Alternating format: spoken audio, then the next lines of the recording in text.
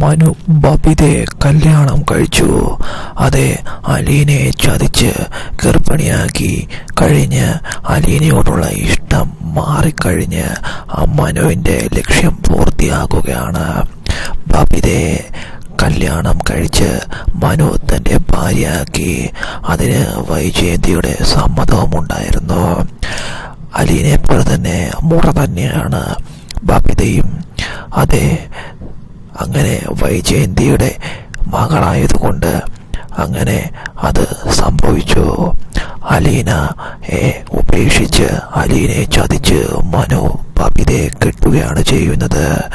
ബബിതയെ കല്യാണം കഴിക്കണമെന്ന് മനുവിൻ്റെ പണ്ട് മുതലുള്ള ആവശ്യമായിരുന്നു.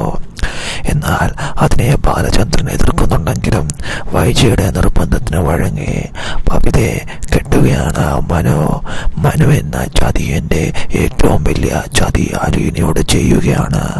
അലീനയെ ചതിച്ച് അലീനയോട് വെറും മോഹം കൊണ്ട് മാത്രമായിരുന്നു അലീനയെ പ്രണയിച്ചതും വിവാഹം കഴിക്കാമെന്ന് വാഗ്ദാനം നൽകിയതും. എന്നാൽ അലീനയോടുള്ള മോഹം കഴിഞ്ഞപ്പോൾ രണ്ടുപേരും എല്ലാ രീതിയിലും ഒന്നായി. അലീന ഒരമ്മയാകാൻ പോകുന്നു എന്നറിഞ്ഞപ്പോൾ മനുവിന് ആഗ്രഹം മറന്ന് അലീനേക്കാൾ പ്രായം കുറഞ്ഞ ബബിതയെ അങ്ങനെ മനു കെട്ടുകയാണ് ചെയ്യുന്നത്. എന്തായാലും അലീനയും അതുപോലെ തന്നെ മനുവിന് ഏറെ ഇഷ്ടം ബബിതയായിരുന്നു. ഒട്ടും പ്രതീക്ഷിക്കാതെ ബബിതയെ അങ്ങനെ കല്യാണം കഴിച്ച് മനു ഭാര്യയാകുന്നു. എന്തായാലും അധികം വൈകാതെ തന്നെ ബബിത മനു വിവാഹം